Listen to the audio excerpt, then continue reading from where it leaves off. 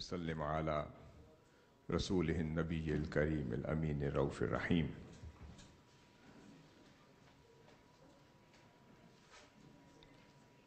أما بعد فأعوذ بالله من الشيطان الرجيم. بسم الله الرحمن الرحيم.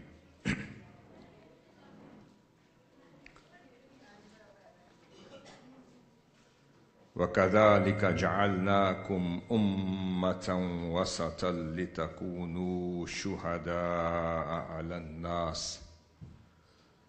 صدق الله مولانا العظيم.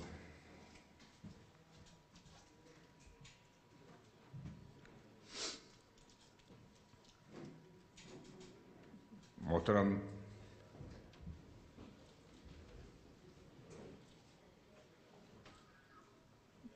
نائب ناظم اعلیٰ کوآرڈینیشن انجینئر رفیق نجم صاحب، صدر منہاج یوتھ لیگ محترم رانا وحید شہزاد صاحب، جنرل سیکرٹری منہاج یوتھ لیگ محترم ڈاکٹر عمران یونس صاحب، سابق صدر منہاج یوتھ لیگ محترم بابر چودھری صاحب، محترم شعیب طاہر صاحب، محترم اشتیاق حبیب مغل صاحب، ملک عرفان تھہیم صاحب، منہاج یوتھ لیگ کی مرکزی ٹیم جن میں محترم انعام مصطفی صاحب، اسماعیل انعام صاحب، محترم عتیق الرحمن صاحب، رائے ساجد حسین صاحب، محترم عمر آوان صاحب، شاہد راجپوت صاحب، محترم جی ایم ملک صاحب اور دیگر قائدین، لیڈرز، رہنما اور بالخصوص ہماری منہاج القرآن ویمن لیگ کی معزز بہنیں اور وہ تمام نوجوان جو آج کے اس یوتھ کنونشن میں، اس خوبصورت یوتھ کے عظیم الشان اجلاس میں مختلف اضلاع سے، سینٹرل پنجاب اور جنوبی اور شمالی پنجاب سے کہ مختلف اضلاع سے تشریف لائے،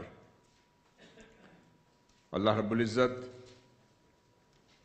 آپ سب کا آج کے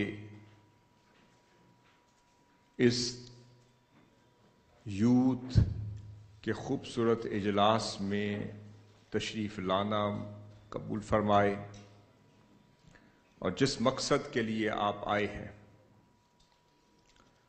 اللہ رب العزت آپ کو اپنے مقصد میں اور بالخصوص آپ کے آنے کو، اکٹھے ہونے کو، ایک نئے عزم، نئے ارادے اور ولولے کے ساتھ اس مصطفی مشن کے لیے کوشاں اور اپنا کردار ادا کرنے کو قبول فرمائے، اور اللہ رب العزت اپنے فضل سے، اپنی رحمت سے اور آقا علیہ الصلوۃ والسلام کے نالین پاک کے توسل سے آپ کو اور آپ کی پوری قیادت کو اس قابل کرے کہ حضور سیدی شیخ الاسلام کی عطا کردہ تعلیمات، میسج، پروگرام اور فہم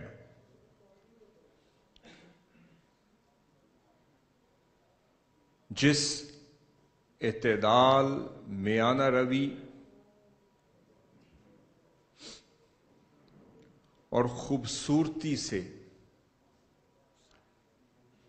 انہوں نے آپ تک پہنچایا ہے اور آپ کو اس قابل بنایا ہے، آپ اسے اپنے قلوب و اذہان میں اتارتے ہوئے اپنی منزل اور اپنے مقصد کی طرف رواں دواں رہیں۔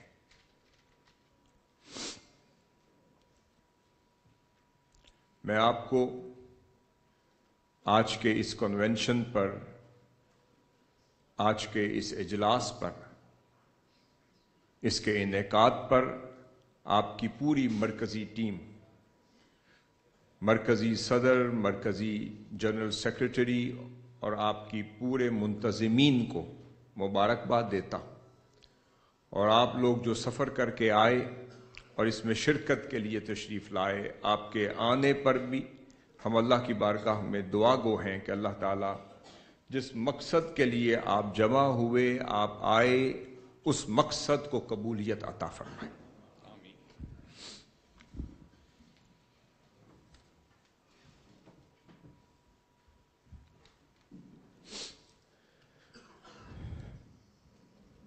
میں بغیر تمہید کے اللہ کی توفیق سے اس ٹاپک کی طرف آتا ہوں جو آج کی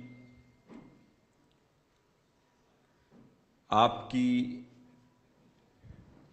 اس نشست، اجلاس اور اس کنونشن کی مناسبت سے میں نے منتخب کیا۔ میں نے ایک آیت کریمہ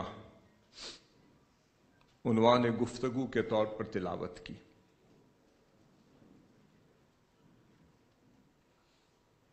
اس میں اللہ رب العزت نے امت کی بات کی، فرمایا کہ ہم نے تمہیں امت وسط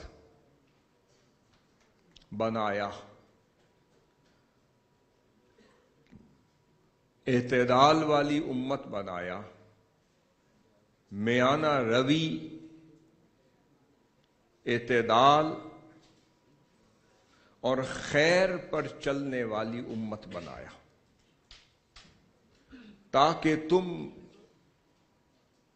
لوگوں پر اور ان کے اعمال اور احوال پر گواہ بن کے رہو، ان کی رکھوالی کرنے والے بنو، انہیں راہ راست پر لے کر چلنے والے بنو، اور انہیں اپنی منزل مراد تک پہنچانے والے بنو، اور ان کے شاہد اور گواہ بنو۔ اب یہاں پر ہمارا جو ٹاپک، جس کی میں سمجھتا ہوں آج کے دور میں بالخصوص نوجوانوں کے لیے، ینگسٹرز کے لیے، خواہ ان کا تعلق امت مسلمہ کے میادین میں سے کسی بھی میدان سے ہو، خواہ ان کا تعلق عالم عرب سے ہو، عجم سے ہو، پاکستان سے ہو، وہ نوجوان جو امت مسلمہ کا مستقبل ہیں انشاءاللہ تعالی، اور وہ نوجوان جو آپ کی شکل میں ہوں یا ہزاروں، لاکھوں اور کروڑوں کی تعداد میں، جن کے وجود سے اس قوم اور ملت کا مستقبل جڑا ہوا ہو، اس نوجوان کے لیے ایک پیغام ہے، اور یہ پیغام آج کا نہیں، یہ پیغام چند سو سال پہلے کا نہیں، یہ پیغام 1450 سال قبل فاران کی وادی میں جب اقرا کا پیغام اترا اور اللہ رب العزت نے اپنے حبیب مکرم علیہ الصلوۃ والسلام تک قرآن مجید کی شکل میں اپنا الوہی پیغام اتارا، اسی پیغام میں اللہ رب العزت نے وسطیہ کی ایک سوچ منتقل کر دی۔ ایک وسطیہ کا پیغام اتارا، اور وسطیہ ایک لفظ ہے جسے عربی زبان میں قرآن مجید میں اگر دیکھا جائے تو 5 مقامات پر لفظ وسط یا وسطیہ کا لفظ یا وسطن کا لفظ آیا ہے۔ اس کا مطلب جو میں آسان انداز میں پہلے سمجھا دوں، پھر اس وسطیہ کو جس کا مطلب ہے عدل، جس کا مطلب ہے اعتدال، وسطیہ کا مطلب ہے خیر خواہی، وسطیہ کا مطلب ہے اعتدال، توازن، میانہ روی اور عدل پسندی اور بیلنسڈ اپروچ کو وسطیہ کہتے ہیں۔ اب اللہ رب العزت نے اسی کا ذکر جب قرآن مجید میں کیا اور 5 مقامات میں کیا، جس کا ذکر ہم کریں گے اور پھر سمجھیں گے کہ اس کی اہمیت اتنی کیوں بیان کی گئی کہ اللہ رب العزت نے جا بجا ایک معتدل اعتدال پسند امت کے ساتھ اسے جوڑ دیا اور اس کو ایٹریبیوٹ، خوبی، خصلت اور وصف کے طور پر ذکر کیا۔ اس سے مراد اللہ رب العزت نے کیا لیا اور قرآن مجید میں اس کا ذکر کیوں بار بار آیا، اور اس لفظ کے اندر چھپی ہوئی وہ کیا خوبیاں ہیں جو اللہ رب العزت آقا صلی اللہ علیہ وسلم کی امت میں وسطا لتکونوا شہداء علی الناس کے ذریعے سے منتقل فرمانا چاہا۔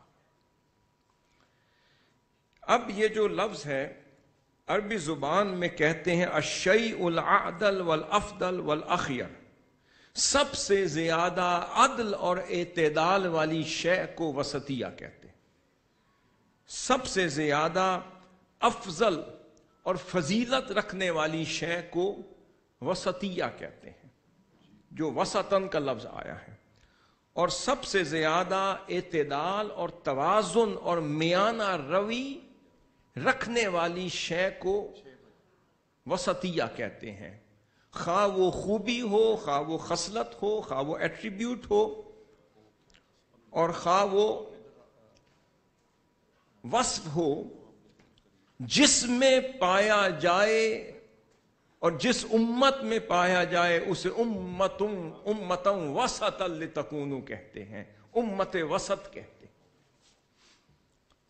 اب یہاں اللہ رب العزت نے قرآن مجید میں فرمایا، سورۃ القلم میں یہاں یہ وصف بیان ہوا، اللہ رب العزت نے فرمایا اعوذ باللہ من الشیطان الرجیم قال اوسطهم الم اقل لکم لولا تسبحون، یہ سورۃ القلم کی آیت ہے۔ اللہ رب العزت نے فرمایا کہ ان میں سے ان کے عدل پسند زیرک شخص نے یہ کہا، اوسطہم کہا، لفظ اوسطہم کہا کہ ان میں سے سب سے زیادہ عدل پسند، میانہ روی رکھنے والے اور زیرک شخص نے کہا کہ کیا میں نے تم سے نہیں کہا تھا کہ تم اللہ کا ذکر اور تسبیح کیوں نہیں کرتے؟ یہ ذکر آیا تو اللہ رب العزت نے اسی وسطیہ کو ایک جگہ اوسط کے لفظ سے ذکر کیا اور اس کو استعمال کیا۔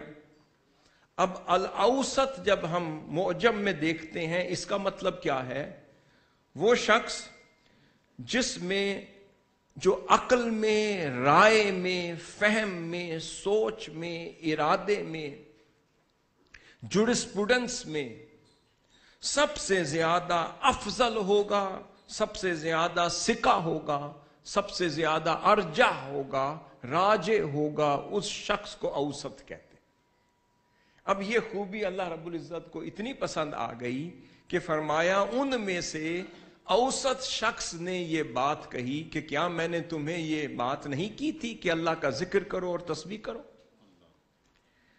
اس کے بعد قرآن مجید میں پھر وسطیہ کے طور پر پھر ایک اور مفہوم بیان کیا گیا کہ اللہ رب العزت نے فرمایا کہ جو اعتدال پسندی ہے، یہ میانہ روی ہے، یہ سوچ کا جو توازن ہے، فکر کا توازن ہے، ہم نے فہم کا جو توازن ہے، اللہ رب العزت چاہتا ہے کہ یہ ہماری پوری نظام حیات میں جھلکتا نظر آئے۔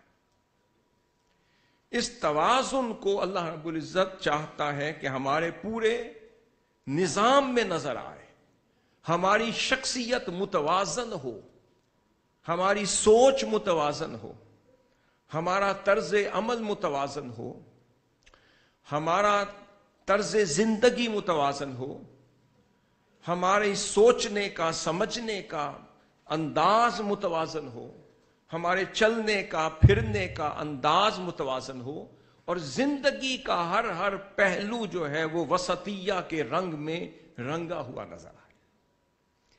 اب یہاں ایک اور آیت کریمہ میں اللہ رب العزت نے فرمایا، یہاں تک کہ اللہ رب العزت چاہتا ہے کہ تمہارے لین اور دین میں بھی یہ وسطیہ کی خوبی جھلکتی ہوئی نظر آئے، یہ توازن اور میانہ روی ہمارے لین دین میں بھی نظر آئے۔ پھر اللہ رب العزت نے سورۃ الفرقان میں فرمایا، والذین اذا انفقوا لم یسرفوا ولم یقتروا وکان بین ذلک قواما۔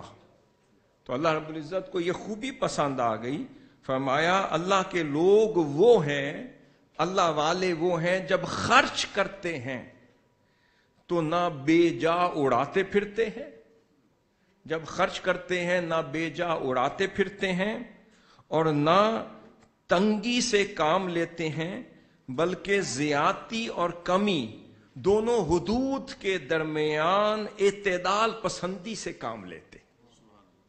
تو اللہ رب العزت کو پتا چلا کہ اعتدال پسندی ہماری زندگی کے ہر پہلو میں پسند ہے۔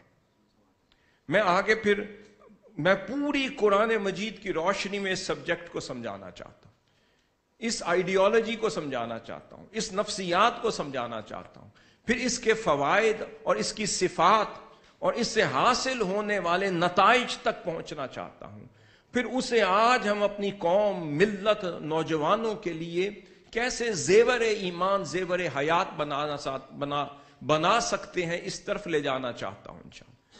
اور پھر آقا صلی اللہ علیہ وسلم کی احادیث مبارکہ کی روشنی میں سبجیکٹ کو مزید کنسولیڈیٹ کرنا چاہتا ہوں۔ اب جتنا وقت میسر ہوگا، مغرب ہمارے سامنے ہے انشاءاللہ تعالی، ہم ود ان ٹائم کوشش کریں گے، اگر کوئی 20 منٹ آدھا گھنٹہ بڑھ گیا تو کوئی حرج نہیں، ہمارے پاس وقت ہے انشاءاللہ۔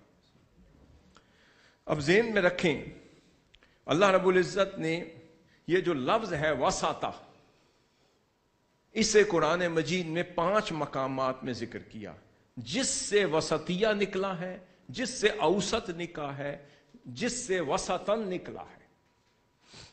اللہ رب العزت نے فعل ماضی کے ساتھ قرآن مجید میں ایک دفعہ ذکر کیا، اور وہ کیا فَوَسَطْنَ بِهِ جَمْعًا۔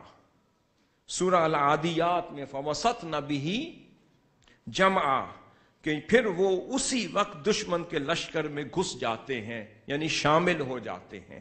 تو ایک مقام پر فعل ماضی میں یہاں آیا، پھر فرمایا، پھر اللہ رب العزت نے اسم کے طور پر استعمال کیا، وَكَذَلِكَ جَعَلْنَاكُمْ أُمَّةً وَسَطًا، فرمایا اور اے مسلمانوں اسی طرح ہم نے تمہیں اعتدال والی بہتر امت بنایا۔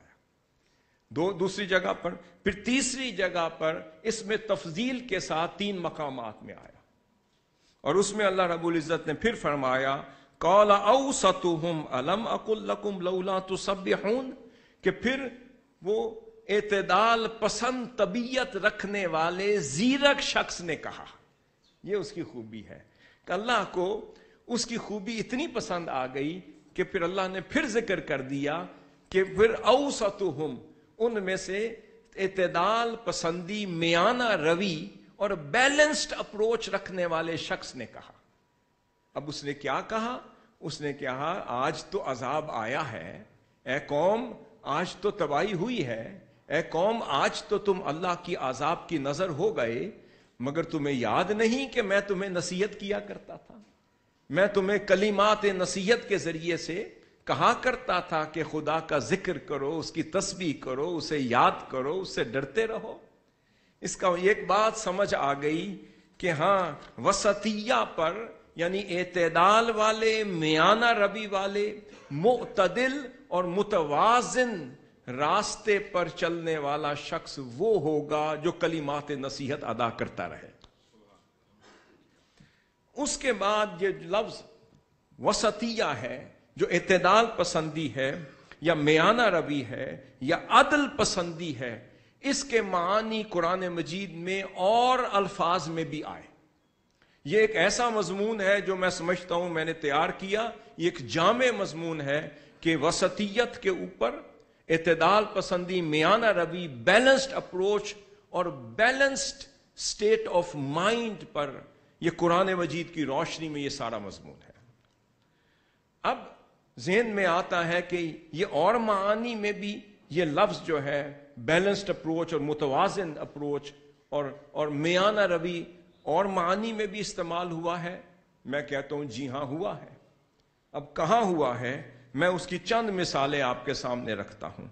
اللہ رب العزت نے قرآن مجید میں فرمایا الصراط المستقیم. جو صراط مستقیم ہے اس سے مراد بھی میانہ روی ہے. جو سیدھا راہ ہے، جو سیدھا راستہ ہے، وہ وہی راستہ ہوتا ہے جو میانہ روی کا ہوتا ہے، جو اعتدال پسندی کا ہوتا ہے، جو خیر کا ہوتا ہے، جو ثابت قدمی کا ہوتا ہے، جو استقامت کا ہوتا ہے، اور جو رائٹیس پاتھ ہوتا ہے وہی صراط مستقیم ہوتا ہے، اور اسی کو صراط وسطی کہتے ہیں، اور وہی وسطیہ کا راستہ ہوتا ہے. اللہ رب العزت نے ارشاد فرمایا سورۃ النور میں واللہ یہدی من یشاء الی صراط مستقیم، کہ اللہ تعالی ان کے ذریعے جسے چاہتا ہے سیدھی راہ کی طرف ہدایت فرما دیتا ہے. تو پتہ چلا سیدھا راستہ انہیں ملتا ہے جو وسطا لتکونوا کے رستے پر چل رہے ہوتے ہیں، جو وسطیہ کا شعار اپنائے ہوئے ہوتے ہیں، جن کی طبیعت میں اعتدال پسندی ہوتی ہے، عدل پسند ہوتے ہیں، جن کے مزاج میں خیر ہوتی ہے، جن کی طبیعت میں میانہ روی ہوتی ہے، جو ہر حال میں بیلنسڈ اپروچ کے ساتھ چلتے ہیں. دوسرے لفظوں میں جن کی طبیعت میں ایکسٹریمزم نہیں ہوتا، جن کی طبیعت میں غلو نہیں ہوتا، جن کی طبیعت میں افراط اور تفریط نہیں ہوتی، جو نہ اس طرف ایکسٹریم پر ہوتے ہیں نہ اس طرف ایکسٹریم پر ہوتے ہیں، جو میانہ روی کے ساتھ صراط مستقیم پر چلتے چلتے اپنی منزل کی طرف رواں دواں. اب دوسرا لفظ جو استعمال ہوا ہے قرآن مجید میں وہ ہوا سداد. کیا؟ سداد. سداد کہتے ہیں کہ درست بات کرنے کو سداد کہتے ہیں. وہ شخص جو ہر حال میں درست بات کرے، صحیح بات کرے، حق گوئی کے ساتھ کام لے، اسے کہتے ہیں یہ صاحب سداد ہے. اور وہی شخص ہی وسطیہ پر چلنے والا ہے، وہی میانہ روی اور وہی اعتدال پسندی کا حامل ہے. جو شخص سچی بات، ستھری بات اور رائٹیس بات اور درست بات ہی ہمیشہ کرتا ہے. اب اس کی مثال بھی قرآن مجید میں آئی. اللہ رب العزت نے فرمایا یا ایھا الذین آمنوا اتقوا اللہ وقولوا قولا سدیدا، کہ اے ایمان والو اللہ سے ڈرتے رہو. اور وہی ایمان والے جو اللہ سے ڈرتے ہیں وہ وہی ہوتے ہیں جو ہمیشہ سچی اور سیدھی بات کرتے ہیں. اب آپ ان خوبیوں کو صرف سنتے جائیں اور اس کو اپنے کسی باسکٹ میں جمع کریں اور اینڈ پر ان کو جمع کر لیں تو پتہ چل جائے گا کہ مستفی وہ ہوتا ہے جن میں یہ ساری خوبیاں اکٹھی ہو جائیں. اب اس کے بعد اگلا لفظ جو میانہ روی کے لیے استعمال ہوا ہے قرآن مجید میں، پہلا لفظ کیا ہوا؟ میرے ساتھ ساتھ چلیں. پہلا لفظ میانہ روی کے لیے وسطیہ کے علاوہ کیا استعمال ہوا؟ صراط مستقیم. پتہ چلا جہاں صراط مستقیم استعمال ہوا سمجھ لیں وہیں اعتدال ہے. جہاں اعتدال ہے وہاں صراط مستقیم ہے، اور جہاں صراط مستقیم ہے وہاں میانہ روی ہے. جہاں پر غلو ہے، ظلم ہے، زیادتی ہے، جہاں پہ انتقام ہے، جہاں پہ جبر ہے، جہاں پہ استحصال ہے، سمجھ لیں یہاں پہ صراط مستقیم نہیں ہے. اب آگے چلیں. اللہ رب العزت نے فرمایا تیسرا لفظ جو استعمال ہوتا ہے قرآن مجید میں اس میانہ روی اور اعتدال پسندی کے لیے، اس وسطیہ کو الیبوریٹ کرنے کے لیے، وہ تیسرا لفظ ہے الاقتصاد. ہم کہتے ہیں نا اقتصاد، اقتصادیہ. تو اقتصاد کا مطلب کیا ہے؟ اس کا مطلب بھی میانہ روی ہے.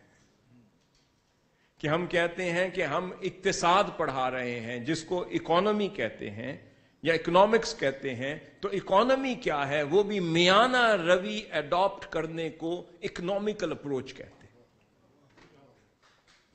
ٹھیک ہے. آج یا افراط ہے یا تفریط ہے، یا خرچ آپ کے کنٹرول میں ہے یا پھر بے تحاشا آپ کی حدود اور قیود سے باہر ہے. مہنگائی بڑھ گئی، ظلم بڑھ گیا، آپ کے اخراجات آپ کے حدود و آپ کے کنٹرول سے باہر چلے گئے، آپ کی فائنینسز آپ کے کنٹرول سے باہر چلے گئے، آپ کے اخراجات کے دائرے میں کوئی شے آنے کو تیار نہیں، مہنگائی آپ کے کنٹرول میں نہیں، حالات آپ کے کنٹرول میں نہیں، اور یہ مہنگائی کی آگ کو کوئی کنٹرول نہیں کر رہا. تو اس کا حل کیا ہے؟ حل اقتصاد ہے. اور اقتصاد کیا کہ اپنے آپ کو اکنامیکل کر لیں، اپنی سوچ کو اکنامیکل کر لیں، اپنی اپروچ کو اکنامیکل کر لیں، اپنے اخراجات کو اکنامیکل کر لیں. مطلب کیا کہ اپنے آپ کو اقتصادیات کے تابع کر لیں. اقتصادیات پوچھے وہ کیا ہے؟ اس کا مطلب میانہ روی ہے. اپنے کھانے پینے، چلنے پھرنے، اخراجات اور معاملات اور اپنی پوری نظام حیات کو میانہ روی کے تابع کر لیں تو حالات ٹھیک ہو جائیں گے. اپنی خواہشات کو اقتصادیات کے تابع کر لیں تو حالات ٹھیک ہو جائیں گے، اور اپنے حالات کو میانہ روی کے تابع کر لیں تو حالات بھی ٹھیک ہو جائیں گے. مہنگائی بھی آپ کے کنٹرول میں آ جائے گی، گھر والوں کا مزاج بھی ٹھیک ہو جائے گا، بچوں کی ضروریات بھی پوری ہو جائیں گی. اس سے آپ پوچھیں کلیہ کیا ہے؟ کلیہ یہ ہے کہ اپنی ہر شے میں میانہ روی پیدا کر لیں. اب اس کے بعد اللہ پھر چلنے میں میانہ روی، پھرنے میں میانہ روی، گفتگو میں میانہ روی. ہم دعوے اتنے اونچے بلند بانگ دعوے کر لیتے ہیں، پھر اس پہ پورا اترنا مشکل ہو جاتا ہے. اب اللہ نے کیا فرمایا کہ میرے محبوب فرما دیں کہ اپنی چال میں بھی میانہ روی رکھیں، اور اپنی کال میں بھی میانہ روی، اپنے فعل میں بھی میانہ روی، اپنی سوچ میں بھی میانہ روی. اب یہاں پر سیدنا لقمان علیہ السلام نے اپنے بیٹے کو، صاحبزادے کو نصیحت فرمائی، اور قرآن مجید میں ان کے الفاظ محفوظ کر لیے گئے. اتنی تو پیاری نصیحت تھی. آپ نے فرمایا بیٹے کامیاب رہنا چاہتے ہو، فرمایا وقصد فی مشیک، اے بیٹے اپنے چلنے میں میانہ روی اختیار کر. اب یہاں ایک بات تو چلے جو ظاہر نص کے مطابق سمجھ لی، وہ تو یہ ہے کہ چلنے میں میانہ روی. اور اگر اس کو اشارت النص سمجھ لیں اور مختلف ایسپیکٹ سے اس کو سمجھنا چاہیں تو پھر اپنی پوری زندگی کی گاڑی میانہ روی سے چلاؤ. اپنی زندگی کی گاڑی، اپنی زندگی کا پہیہ، اس میں بھی میانہ روی پیدا کر لو تو ہر شے آپ کے کنٹرول میں آ جائے گی. اگر سوچ میں میانہ روی ہو تو سوچ کنٹرول میں آ جائے گی. اپنے فلسفے میں میانہ روی ہو تو فلسفہ کنٹرول میں آ جائے گا. اپنے معاملات حیات میں میانہ روی ہو تو معاملات ہاتھ میں آ جائیں گے. خواہشات میں میانہ روی ہو تو خواہشات ہاتھ میں آ جائے گی. اپنے ایمبیشنز میں، فلسفوں میں، اپنے معاملات میں اور اپنے دعووں میں میانہ روی رکھیں گے تو پھر حالات اپنے کنٹرول میں رکھ کے چلتے رہیں گے۔ اب یہاں پر آگے چلیں تو اب اس وسطیہ کو قرآن مجید کی روشنی میں دیکھتے ہیں۔ 2-3 آیات ہی پیش کرتا ہوں، میں نے کہا 5 مقامات پہ آیا ہے یہی وسطیہ میانہ روی کا ذکر، جو میں نے ادر دین وسطیہ جو میں نے ذکر کیا، یہ میں نے الفاظ آپ کو بیان کر دیے۔ وہ کیا ہے؟ صراط مستقیم، پھر کیا ہے؟ پھر السداد، اور پھر الاقتصاد۔ اس کے بعد وسطیہ کا لفظ یا میانہ روی یا اعتدال پسندی جو اپنے اوریجنل ورڈ میں آیا ہے، اس کا پھر ذکر ایک بار کر کے پھر آگے چلتے ہیں۔ اللہ رب العزت نے پہلے مقام پر فرمایا اعوذ باللہ من الشیطان الرجیم وَكَذَلِكَ جَعَلْنَاكُمْ أُمَّةً وَسَطًا لِتَكُونُوا شُهَدَاءَ عَلَى النَّاسِ، فرمایا اے مسلمانوں اس طرح ہم نے تمہیں اعتدال والی بہتر امت بنایا، اعتدال والی بہتر امت بنایا تاکہ تم لوگوں کے اعمال پر گواہ بن جاؤ۔ اب یہ ایک مقام پر ذکر ہوا، اس کے بعد دوسرے مقام پر اللہ رب العزت نے قرآن مجید کی سورۃ البقرہ میں پھر فرمایا، اس کو سنیں، فرمایا حافظوا، اعوذ باللہ من الشیطان الرجیم، فرمایا حافظوا علی الصلوات، فرمایا اے بندو اپنی نمازوں پر حفاظت کرنے والے بن جاؤ۔ حافظوا علی الصلوات والصلاۃ الوسطی وقوموا للہ قانتین، فرمایا اپنی نمازوں کی حفاظت کرنے والے بن جاؤ، والصلاۃ الوسطی، اور سب سے ضروری یہ ہے وسطی جو درمیانی نماز ہے اس کی حفاظت کرو۔ اب غور کریں، فجر ہے، پھر ظہر ہے، پھر عصر ہے، پھر مغرب ہے، عشاء ہے، درمیانی نماز کون سی ہو گئی؟ عصر۔ تو اسی کی قسم کھا کر کہا والعصر ان الانسان لفی خسر۔ اب یہاں اب غور تو کریں کہ اللہ رب العزت نے عصر کو درمیان میں کیوں رکھا ہے، کہ اسے وسطیت کا مقام بھی دیا ہے اور ساتھ اسی عصر کی قسم بھی کھائی ہے، اور فرمایا اگر تم اپنی میانہ روی کی حفاظت نہ کر سکے ان الانسان لفی خسر، پھر تم خسارے میں ہو۔ یہ ایک نئی تفسیر سن لیں۔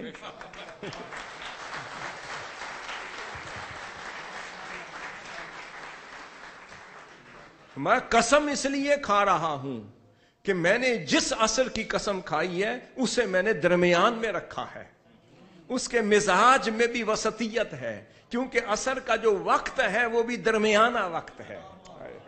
فجر جب طلوع ہوتا ہے تب فجر ہوتی ہے، جب سورج جو ہے جب اپنے زوال کی طرف جاتا ہے تو ظہر ہوتی ہے، اور پھر جب ٹھنڈا وقت ہوتا ہے تو اس وقت گرمی کے اثرات بھی ختم ہو رہے ہوتے ہیں، اور اگر سردیوں کے دن ہوں تو سردی کے اثرات ابھی شروع نہیں ہوتے۔ وہ جو درمیانہ وقت ہے جس میں تم اپنے دل کا حال کسی کو سنانا چاہو تو سنا لو، اس وقت کو میں عصر کہتا ہوں۔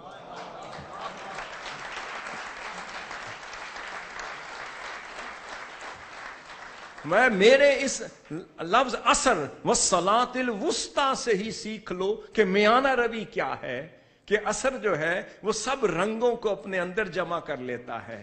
بھئی جب غروب سے پہلے شفق پر جب وہ سرخی مائل ایک رنگ چڑھتا ہے تو اس کا مطلب ہے کہ عصر کو اس کا حصہ بھی مل رہا ہوتا ہے، جب زوال کا وقت ہوتا ہے اس کا حصہ بھی مل رہا ہوتا ہے۔ نہ کسی کو دھوپ لگنے دیتا ہے، نہ بالکل اندھیرا ہونے دیتا ہے، نہ کسی کی آنکھوں سے حالات اوجھل ہونے دیتا ہے، نہ بالکل اتنی دھوپ اور اتنی روشنی ڈالے کہ وہ اس کی آنکھیں چندیا جائیں اور وہ دیکھ نہ سکے۔ تو زوال والے وقت سے بھی بچاتا ہے، طلوع سے بچاتا ہے، غروب سے بچاتا ہے، درمیان میں رکھتا ہے، تاکہ آراف بھی اللہ نے درمیان میں رکھا ہے اہل جنت کے لیے، کہ ادھر کی بھی کچھ لوح مل جائے اور ادھر کی ٹھنڈک ہوا بھی مل جائے۔ جس طرح مقام آراف ہے اس طرح اللہ نے صلاۃ الوسطی کے مقام پہ عصر کو رکھا، اور اس عصر کی قسم کھائی ہے ان الانسان لفی خسر، اگر تم میری اس عصر یعنی عصر والی کیفیت، یعنی اعتدال والی کیفیت، یعنی میانہ روی والی کیفیت، یعنی بیلنسڈ اپروچ آف لائف کو اگر اپنے ہاتھوں سے جانے دو گے تو ان الانسان لفی خسر، پھر خسارے میں ہی۔ اب آگے چلیں، یہ بیان کر کے پھر اس کے بعد اگلے مقام پہ اللہ رب العزت نے پھر ایک اور مقام پر پھر اس اوسط کا استعمال کیا۔ میں نے کیا کیا تھا، وسطا کا لفظ کبھی وسطن میں آیا ہے، کبھی اوسط میں آیا ہے، اور کبھی وسطی میں آیا ہے۔ اللہ کا انداز دیکھیں، وہ چاہتا ہے کسی انداز سے میرے محبوب کے بندوں کو بات تو سمجھ آ جائے، مقصد پورا ہو جائے۔ وہ سیکھے بدل بدل کے پھر وہی بات کر رہا ہے تاکہ انسان کو سمجھ آ جائے کہ حقیقت میانہ روی میں ہے، زندگی میانہ روی میں ہے، کامیابی میانہ روی میں ہے، اور پھر منزل کا ادراک میانہ روی میں ہے۔ جو اکڑ اکڑ کے کھڑے ہوتے ہیں ان درختوں پہ کوئی پھل نہیں لگتے، جن پر پھل لگتے ہیں وہ میانہ روی کے ساتھ جھکے ہوئے ہوتے ہیں۔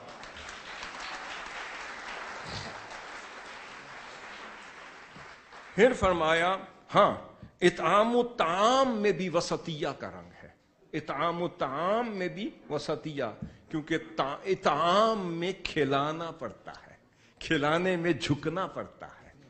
کوئی کسی کو کھانے والا کی پوزیشن، آپ غور کریں، کھانے والے کی پوزیشن اور ہے اور کھلانے والے کی اور ہے۔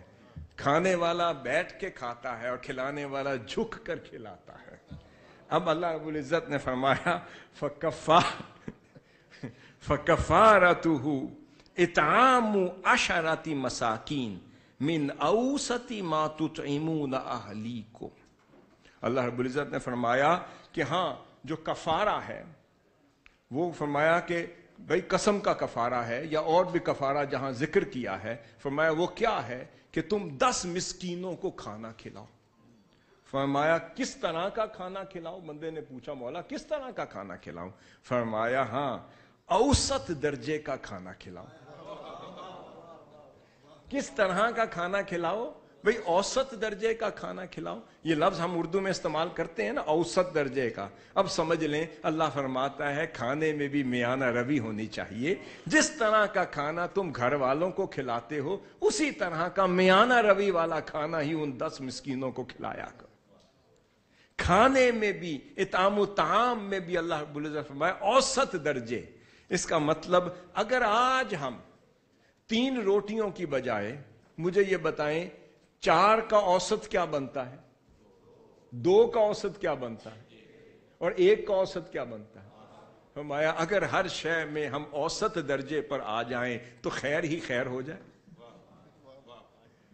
ہم ہر شے میں اوسط درجے کو لے آئیں، کھانے میں اوسط درجہ، سوچ میں اوسط درجہ، فکر میں اوسط درجہ، اپنے انداز میں اوسط درجہ، اوڑھنے بچھونے میں اگر اوسط درجے پر آ جائیں تو ہماری اکانومی ہمارے کنٹرول میں ہو جائے۔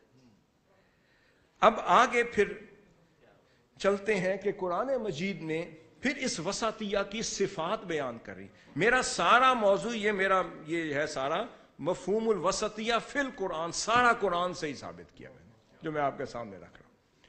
اب صفات الوسطیہ فی القرآن، پھر اس قرآن مجید میں وسطیہ کی صفات کیا ہیں؟ جو لوگ اس اعتدال پر، میانہ روی پر اور اس مزاج پر چلتے ہیں ان میں وہ کیسی صفات ہیں جو پیدا ہو جاتی۔ اب ان صفات کا ذکر بھی قرآن مجید میں ہوا، وہ بھی ہم قرآن مجید کے تناظر میں کرتے ہیں۔ سب سے پہلے لفظ آیا کہ جو وسطیہ کی خوبیاں رکھتا ہے اس شخص کی اعتدال پسندی کی یا میانہ روی والی خوبی رکھتا ہے، اس کی پہلی خوبی یہ ہے العدل، کہ وہ شخص عادل ہوگا۔ یہ ذہن میں رکھ لیں۔ آپ کہیں کہ we have learned a balanced approach in our life، بھئی جس کے پاس بیلنسڈ اپروچ ہے وہ شخص عادل ہوگا، جس میں میانہ روی ہے وہ عادل ہوگا، جس کے اندر اعتدال پسندی ہے وہ عادل ہوگا، وہ ظالم نہیں ہو سکتا۔ ظالم شخص کبھی میانہ روی والا نہیں ہو سکتا، اور اقتصاد پر چلنے والا شخص کبھی ظالم نہیں ہو سکتا۔ تو پہلی خوبی کیا ہوئی؟ العدل، کہ وہ عادل ہوگا۔ اور اللہ رب العزت نے فرمایا وَكَذَلِكَ جَعَلْنَاكُمْ أُمَّةً وَسَطًا لِتَكُونُوا شُهَدَاءَ عَلَى النَّاسِ، تاکہ تم لوگوں پر گواہ بنو. اس لیے اللہ تعالیٰ نے تمہیں اعتدال والی بہترین امت بنایا ہے. کیوں بنایا ہے؟ تاکہ تم لوگوں پر گواہ بن سکو. اور پھر ایک اور مقام پر فرمایا ان اللہ یأمر بالعدل والإحسان، اور اس لیے اللہ رب العزت عدل اور احسان کا حکم دیتا ہے. کس چیز میں؟ اپنے مزاج میں عدل پیدا کریں، سوچ میں عدل پیدا کریں، اپنی طبیعت میں، اپنے میلان میں، اپنے حالات میں، اور اپنے حیات زندگی میں، اور اپنے ہر قدم پر ہم عدل کو داخل کریں اور شامل کریں. اب عدل کی بھی قسمیں ہیں جس کا قرآن مجید میں ذکر کیا. عدل ایک قسم کا پھر نہیں ہوتا. اب میں اس کا بھی ذکر کر دوں. اور یہ عدل کا تعلق کس سے ہے؟ وسطیہ سے، میانہ روی سے. اور اس عدل کی اللہ تعالیٰ نے آگے قرآن مجید میں مزید قسمیں کر دی. کوئی یہ نہ کہے یہ عدل ہے اور یہ عدل نہیں ہے. سنیں، اللہ رب العزت نے فرمایا عدل گواہی میں بھی ہے، اور پھر عدل فی الشہادہ، فرمایا گواہی دیں تو اس میں بھی عدل ہے. پھر آگے فرمایا جو گفتگو کریں اس میں بھی عدل ہے، اور جب حکم دیں اور حکومت کریں اس میں بھی عدل ہے. عدل 3 قسموں میں منتقل ہو گیا. اب آگے پڑھایا گواہی میں عدل. اب اللہ رب العزت نے قرآن مجید میں فرما دیا سورۃ النساء میں، فرمایا یا ایھا الذین آمنوا کونوا قوامین بالقسط، فرمایا اے ایمان والو انصاف پر مضبوطی سے قائم رہو. پھر فرمایا شہداء للہ، فرمایا اور محض اللہ کے لیے گواہی دینے والے بن جاؤ. فرمایا اے بندو گواہی دو تو صرف خدا کے لیے، گواہی دو تو خدا کو حاضر ناظر جان کر دو، اور صرف خدا کی خاطر گواہی دو. اور فرمایا ایمان والو انصاف پر مضبوطی سے قائم ہو جاؤ. پھر فرمایا وَلَوْ عَلَىٰ أَنفُسِكُمْ أَوِ الْوَالِدَيْنِ وَالْأَقْرَبِينَ، فرمایا کہ خواہ گواہی تمہیں تمہارے والدین یا رشتہ داروں کے خلاف ہی کیوں نہ دینی پڑے، مگر عدل سے قائم لینا. عدل والا یہ نہیں دیکھتا میرے سامنے کون ہے، عدل والا خدا کو دیکھتا ہے، عدل والا خدا کے حکم کو سامنے رکھتا ہے. تو سب سے پہلے عدل فی الشہادہ، جو عدل ہے وہ گواہی میں بھی قائم ہے. جس کی گواہی میں عدل ہے وہ عادل ہے. پھر فرمایا العدل فیما نقول، جو کچھ ہم گفتگو کرتے ہیں اس میں بھی عدل کی آمیزش ہے، اس میں بھی عدل کی ضرورت ہے. اس پر پھر قرآن مجید میں آیا، اللہ رب العزت نے فرمایا اعوذ باللہ من الشیطان الرجیم سورۃ الانعام میں فرمایا وَإِذَا قُلْتُمْ فَعْدِلُوا وَلَوْ كَانَ ذَا قُرْبَى، فرمایا جب بھی تم کسی کی نسبت کچھ بھی کہو تو عدل کرو. جب بھی گفتگو کرو عادلانہ گفتگو کرو، عدل پر مبنی کرو، سچی گفتگو کرو، اگرچہ وہ تمہارے قریبی رشتہ دار ہی سامنے کیوں نہ. میں نے اس سے پچھلے جمعے پر جو گفتگو کی اس میں نے حوالہ دیا تھا ریاست مدینہ کے اس دستور کے آرٹیکل کا کہ آقا صلی اللہ علیہ وسلم نے کیا فرمایا تھا. فرمایا اگر ریاست مدینہ میں کوئی شخص اگر ظلم کرے گا، افراتفری کرے گا، کسی کے ساتھ زیادتی کرے گا، قانون شکنی کرے گا، کوئی شخص زیادتی کرتے ہوئے پکڑا جائے گا، نا انصافی کرے گا، مجرم ہوگا، تو اس مجرم کے خلاف ریاست مدینہ کے تمام باشندے یک جان ہو کر ہاتھ سے ہاتھ ملا کر اس کے خلاف آواز بلند کریں گے. اور پھر فرمایا اگرچہ خواہ وہ شخص کسی بڑے باپ کا بڑا بیٹا ہی کیوں نہ ہو. یہ ریاست مدینہ کا آرٹیکل ہے. اب یہاں فرما دیا آقا صلی اللہ علیہ وسلم نے، بلکہ اللہ رب العزت نے فرمایا، اور اس کی تائید میں آقا صلی اللہ علیہ وسلم کی حدیث شریف فرمایا اگر فرمایا ذا قربا، اگر تمہارے قریبی رشتہ دار ہی سامنے کیوں نہ ہو، عدل کا پیمانہ لبریز نہیں ہوگا. آج ہمارے ہاں کیا ہو رہا ہے؟ وہ نوجوان کیوں نہ رہا؟ وہ عادلانہ سوچ کیوں نہ رہی؟ وہ میانہ روی کیوں نہ رہی؟ وہ امتم وسطا لتکونوا شہداء علی الناس ہم کیوں نہ رہے؟ کیونکہ ہم نے عدل کا دامن چھوڑ دیا. ہم سوچ میں عادل نہیں ہیں. میں سچی بات کر رہا ہوں. سوچ میں عادل نہیں ہے. ہم کہتے ہیں کہ ہمیں حق ملے، اور جب اصل حق ملے تو کہتے ہیں نہیں اس کو رہنے دیں، وہ والا مل جائے. جب ہم خود پھنسے تو قانون اور ہے، کوئی اور پھنسے تو قانون اور ہے. اگر ہمارے رشتہ داروں کو فائدہ ہو تو قانون اور ہے، اگر کسی اور کو ہو تو قانون اور ہے. اگر ہم پھنسے تو کہتے ہیں یہ قانون ہی نہیں، اور بلکہ قانون تب بنایا جاتا ہے کہ ہم بچیں تو قانون بنتا ہے، اگر ہم پھنسیں تو قانون بدلتا ہے. اور امینڈمنٹ تب ضرورت پڑتی ہے جب اپنے آپ کو بچانا پڑے. تو ریاست مدینہ کے 63 آرٹیکل میں 1450 سال ہو گئے، کوئی امینڈمنٹ ہی نہیں ہے.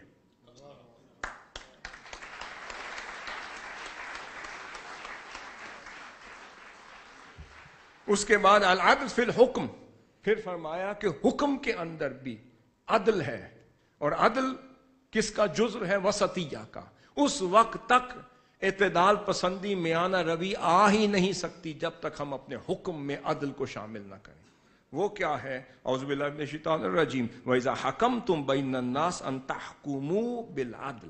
جب لوگوں میں تم حکومت کرو یا ان میں فیصلہ کرو، آربیٹریشن کے لیے بٹھائے جاؤ، تو پھر فرمایا ان تحکموا بالعدل، عدل کے ساتھ فیصلہ کرو. آج ہمارے فیصلوں میں بھی عدل نہ رہا، بلکہ عدل ہی یتیم ہو گیا. ہمارے ہاں تو عدل بھی یتیم ہو گیا. جس معاشرے کا عدل یتیم ہو ان کے نوجوانوں کا حال کیا ہوگا؟ اس لیے ہمیں ان خوبیوں کو دوبارہ سے ریوائیو کرنے کی ضرورت ہے. اس کے بعد دوسری مین چیز، پہلی بات کی تھی العدل، کیا کیا تھا؟ صفات وسطیہ میں سے، اعتدال پسندی کی صفات میں سے پہلا کیا بیان کیا تھا؟ عدل. پھر عدل کی 3 قسمیں بیان کی تھی، ٹھیک ہو گیا. اس کے بعد دوسری قسم ہے الاستقامہ. اگر ہم اپنی طبیعت میں وسطیت کو پیدا کرنا چاہتے ہیں، اعتدال پسندی کو، میانہ روی کو، بیلنسڈ اپروچ کو، ماڈریٹ اپروچ کو اور ماڈریشن کو لانا چاہتے ہیں، تو اس کے لیے استقامت چاہیے. دوسری خوبی، جس میں ماڈریشن ہوگی اس میں استقامت ہوگی. یہ ذہن میں رکھ لیں. آپ کہیں کہ جی ہم بیلنسڈ اپروچ والی امت ہیں، اگر استقامت نہیں تو کوئی بیلنسڈ اپروچ نہیں. استقامت کیا ہے؟ اللہ رب العزت نے فرمایا استقامت کیا ہے کہ آپ اپنے منزل پر ایسے رواں دواں ہو کہ کوئی آندھی چلے، کوئی طوفان چلے، کوئی ظلم کی، کوئی بربریت کا میدان ہی گرم کیوں نہ ہو جائے، آپ کے پائے استقامت کو کوئی متزلزل نہ کر سکے. آپ کا مثال 17 جون، بھائی حضور شیخ الاسلام نے منہاج القرآن کی بات کی ہے، اور منہاج القرآن صراط مستقیم کا راستہ ہے، اور صراط مستقیم وسطیت کا راستہ ہے، اور وسطیت اعتدال کا راستہ ہے. اعتدال میں عدل بھی ہے، اعتدال میں استقامت بھی ہے، حکمت بھی ہے، خیر بھی ہے، جو شیخ الاسلام نے منہاج القرآن کے ذریعے سے آج کی یوتھ میں عطا کی. پھر دوسری خوبیاں الاستقامہ، اور اللہ رب العزت نے فرمایا کہ میانہ روی بغیر استقامت کے پیدا نہیں ہو سکتی. ایک ہے تمکن، ایک ہے تلون. فرمایا جس میں استقامت نہ ہو وہ متمکن نہیں ہو سکتا، وہ متلون ہو سکتا ہے. متلون اس کو کہتے ہیں جو ہر لمحے اپنا رنگ بدل لے. جو رنگ بدل لے وہ استقامت والا نہیں ہو سکتا. جو ایک ہی رنگ پر جامع رہے اور قائم رہے، ثابت رہے، اسی پہ جیے، اسی پہ مرے، اسے مستقیم کہتے ہیں، وہی وسطیہ والا. اب اس لیے اللہ رب العزت نے فرمایا اعوذ باللہ من الشیطان الرجیم ان الذین قالوا ربنا اللہ، کہ وہ بے شک جن لوگوں نے کہا ہمارا رب اللہ ہے، ثم استقاموا، پھر اس پر قائم ہو گئے، ڈٹ گئے. لوگ گردنیں بھی اڑانے کے لیے آتے تھے، وہ ڈٹے رہے. اللہ کو ان کی استقامت اتنی پسند آ گئی، اللہ نے فرمایا تتنزل علیہم الملائکہ، ان کے لیے ملائکہ اور فرشتوں کو بھیجنا شروع کر دیا.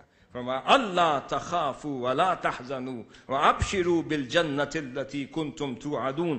فرمایا تم خوف نہ کرو، غم نہ کرو. اگر بظاہر ظلم ہوا مگر یہ نہیں دیکھتے خدا جو تیرے ساتھ ہے. میری کائنات تیرے ساتھ ہے، میری مخلوق تیرے ساتھ ہے. وابشروا، فرشتے جاؤ اور اسے بشارت دے دو، بالجنت التی کنتم توعدون، اس جنت کی خوشیاں مناؤ جس کا تم سے وعدہ کیا گیا. اور پھر اگلے مقام پہ فرمایا اعوذ باللہ من الشیطان الرجیم سورۃ الجن میں وَأَن لَوِ اسْتَقَامُوا عَلَى الطَّرِيقِ لَأَسْقَيْنَاهُم مَاءً غَدَقًا، اور جو اپنے طریقے پر، اپنی راہ حق پر، ذکر الہی پر، اپنے منہج پر، اپنے منہج پر جو قائم ہوگا استقامت کے ساتھ، فرمایا پھر ہم اسے بھر بھر کر سیراب کر دیں گے جس کا اندازہ بھی نہ ہو. مگر میانہ روی والے کے لیے ضروری ہے وہ پیکر استقامت ہو جائے. میانہ روی والے کی خوبی ہے، اگر نہیں ہے تو پیدا کرنی ہوگی آج کے نوجوانوں میں. اگر آپ کہتے ہیں ہم میانہ روی والے ہیں، ہم اعتدال پسند ہیں، حضور شیخ الاسلام نے ہمیں اعتدال پسندی سکھائی ہے، کوئی شک نہیں.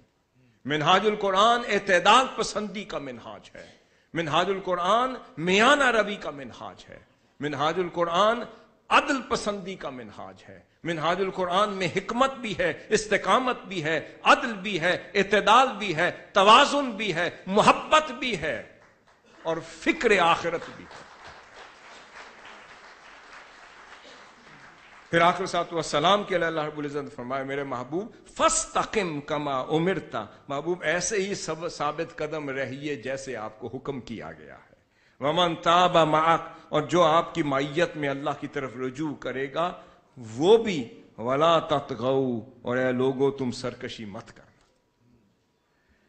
اب اس کے بعد تیسری چیز، پہلی کیا تھی؟ عدل. دوسری کیا تھی؟ استقامت. یہ صفات ہیں کس کی؟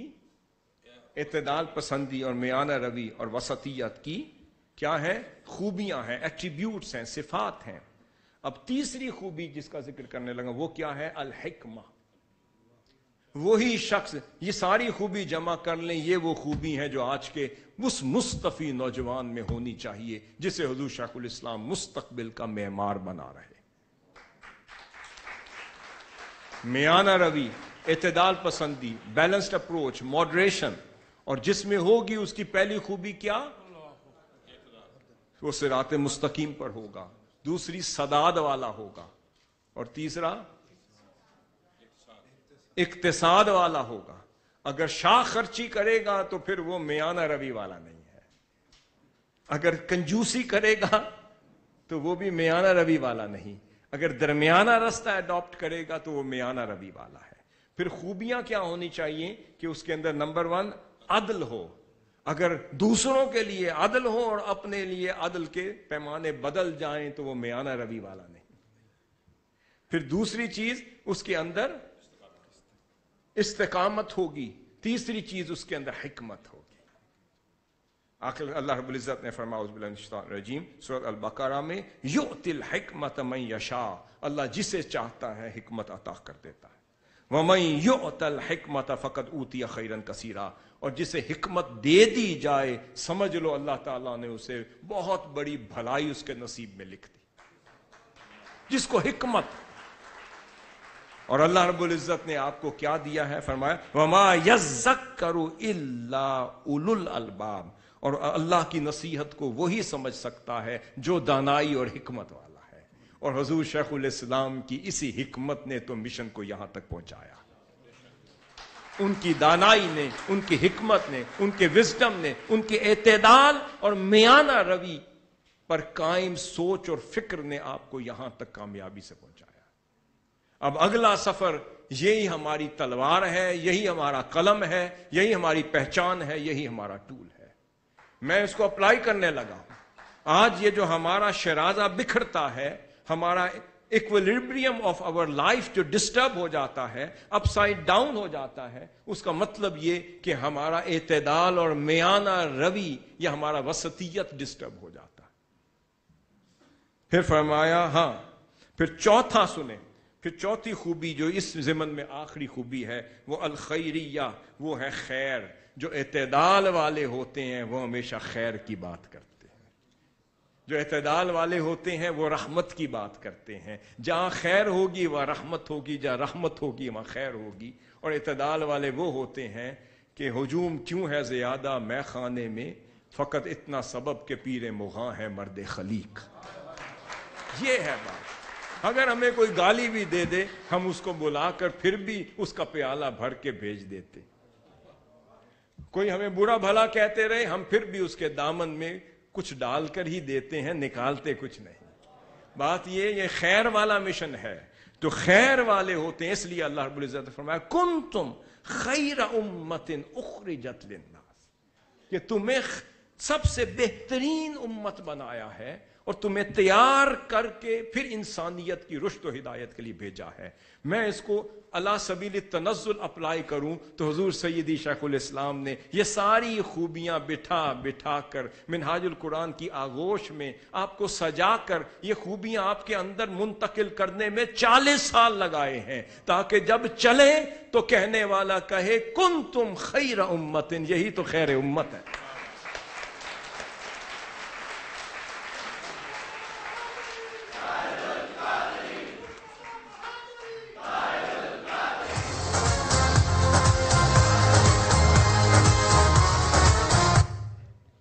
بس میں 2-3 چیزیں جلدی سے بیان کر لوں تاکہ مجھے ذرا ٹائم دے دیں، یہ ترانے شرانے بعد میں چلیں گے انشاءاللہ.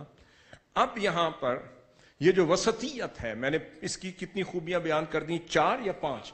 4-5. خیریت اور پھر رحمت. پھر جہاں خیر ہوگی وہیں رحمت ہوگی. اس لیے فرمایا اللہ رب العزت رحمتی وسعت کل شیء، میری رحمت ہر شے پر محیط ہے. اس کا مطلب جو اللہ والے معتدل ہو جائیں، متوازن طبیعت کے مالک ہو جائیں، جن کی طبیعت میں رواداری ہو، جن کی طبیعت میں عاجزی ہو، انکساری ہو اور میانہ روی ہو، پھر وہ پیکر رحمت بھی ہوتے ہیں، پیکر خیر بھی ہوتے ہیں، پیکر حکمت بھی ہوتے ہیں، پیکر توازن بھی ہوتے ہیں. یہ ہے منہاج القرآن اور مصطفی اسٹوڈنٹس کے، اور یہ ہمارے یوتھ لیگ کی پہچان ہے، ہمارے اسٹوڈنٹس کی پہچان ہے. آج آپ کی پہچان میانہ روی ہے اور یہ نوجوانوں کی پہچان ہے. اب اس میں 3 مثالیں آپ کو دینا چاہتا ہوں. وسطیت کی 3 مثالیں اور نتائج ہیں جو ہم اخذ کرتے ہیں. اگر یہ ہوں گے تو سمجھ لیں کہ میانہ روی اپنے مقام پر صحیح پہنچی، اور اگر نہیں تو میانہ روی ابھی درمیان میں گرداب میں ہے، منزل تک نہیں پہنچی. یہ پیمانہ ہے، اس کو اب سمجھنے کی، اپنے اوپر اپلائی کرنے کی ضرورت ہے. سب سے پہلا یہ ہے کہ جو توازن ہے، اعتدال پسند شخصیت کیسے بنتی ہے؟ پہلا سوال، اعتدال پسند، بابر صاحب سوال کریں، اعتدال پسند شخصیت کیسے بنتی ہے؟ سمجھیں، روح اور جسم کے توازن کے ساتھ اعتدال پسندی پیدا ہوتی. روح اور جسم کے توازن کے ساتھ اعتدال پسندی پیدا ہوتی ہے. اللہ کا بندہ جب اپنی سوچ میں، فکر میں، نظریے میں، اپنے انداز میں، اپنے میلان میں، اپنے رجحان میں، اپنی خواہشات میں اور اپنے معاملات حیات میں جب وہ متوازن اور معتدل شخصیت کا حامل تب بنتا ہے جب اس کی روح اور جسم میں توازن پیدا ہو جائے. جب اس کی روح اور جسم میں اور ان کی خواہشات، روح کی اور جسم کی خواہشات میں توازن پیدا ہو جائے. جب دونوں متوازن ہو جائیں اور دونوں معتدل ہو جائیں، روح کی اور جسم کی خواہشات میں اعتدال پیدا ہو جائے. اور روح اور جسم میں توازن تب پیدا ہوتا ہے جب دونوں کو افراط اور تفریط سے بچایا جائے. اور روح اور جسم میں توازن تب پیدا ہوتا ہے جب دونوں کو افراط اور تفریط سے بچایا جائے. اور دونوں کو، روح اور جسم کو، افراط اور تفریط سے تب بچایا جا سکتا ہے جب دونوں کو اپنی اپنی حدود میں قائم رکھا جائے. روح کو اپنی حد میں رہنے دیا جائے اور جسم کو اپنی حد میں رہنے دیا جائے. جب حدود قائم کر دی جائیں کہ یہ روح کی حد ہے، وہ کوئی جسم کی حد میں داخل نہ ہو جائے، اور جسم کی حد ہے وہ روح کی حد میں داخل ہو جائے، اپنی اپنی حدود میں رہیں گے تو منزل جلدی مل جائے گی اور توازن بھی قائم ہوگا. اب یہاں پر میں ایک قرآنی مثال دیتا ہوں، پھر حدیث شریف سے دیتا ہوں. اللہ رب العزت نے فرمایا، غور سے سنیں، آپ جمعۃ المبارک پڑھتے ہیں، کل جمعہ تھا، پرسوں جمعہ تھا. اب جمعہ کیا ہے ہمارے اوپر؟ فرض ہے. اب اللہ رب العزت کا حکم کیا ہے قرآن مجید میں آیا، بڑی غور سے سنیے گا. فرمایا یا ایھا الذین آمنو، اے ایمان والو، اذا نودی للصلاۃ من یوم الجمعہ، اگر تمہیں جمعے کی نماز کے لیے آذان دے دی جائے، حکم آ جائے، فسعوا الی ذکر اللہ وذروا البیع، کیا فرمایا؟ اسی وقت اللہ کے ذکر کی طرف تیزی سے دوڑتے ہوئے آ جایا کرو. وذروا البیع، تو اپنی جو بھی سیل ہے یا اپنی جو تجارت ہے، جو کاروبار زندگی ہے، جو دستور، جو نظام حیات ہے، وہ اسی وقت معطل کر کے، ہر مصروفیت کو چھوڑ کر، ہر کاروبار کو چھوڑ کر، ہر تجارت کو چھوڑ کر، ہر طرح کے معمولات کو چھوڑ کر، یعنی تھوڑی دیر کے لیے سسپینڈ کر کے فوراً اللہ کی طرف دوڑتے ہوئے آ جایا کرو نماز جمعہ کی ادائیگی کے لیے. یہ حکم ہو گیا. پھر فرمایا ذالکم خیر لکم ان کنتم تعلمون، فرمایا یہ تمہارے حق میں بہتر ہے اگر تم حقیقی علم رکھتے ہو. یہی تمہارے حق میں بہتر ہے اگر تم حقیقی علم رکھتے ہو.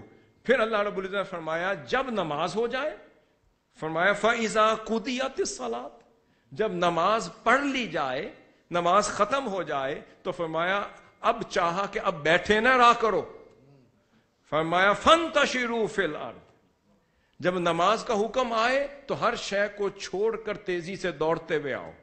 پھر فرمایا جب نماز ختم ہو جائے فَانْتَشِرُوا فِي الْأَرْضِ وَابْتَغُوا مِنْ فَضْلِ اللَّهِ، فرمایا پھر فوراً ڈسپرس ہو جایا کرو اور واپس اپنے اپنے مقامات پر پہنچ کر جہاں سے کام کو چھوڑا تھا وہاں سے شروع کر دیا کرو.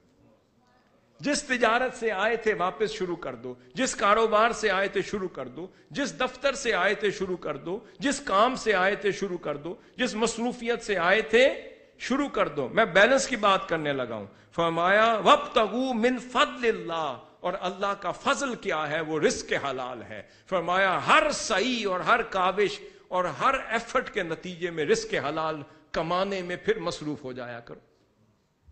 فرما دیا. اس کے بعد فرمایا وَاذْكُرُوا اللَّهَ كَثِيرًا لَعَلَّكُمْ تُفْلِحُونَ، اے بندو جب واپس اپنے کام کاج کی طرف جاؤ خدا کو پھر مت بھولا کرو. وَاذْكُرُوا اللَّهَ كَثِيرًا، پہلے نماز کے لیے بلایا، پریکٹس کروا دی، اپنے در پہ بلایا، پریکٹس کروا دی، پھر کہا اب جاؤ کاروبار میں اپنا رزق کماؤ، مگر کمانے میں اتنا مستغرق نہ ہونا کہ خدا کو بھول جاؤ. کام کرو پر خدا کو یاد رکھو. اسے اقتصاد اور اسی کو وسطیت کہتے ہیں.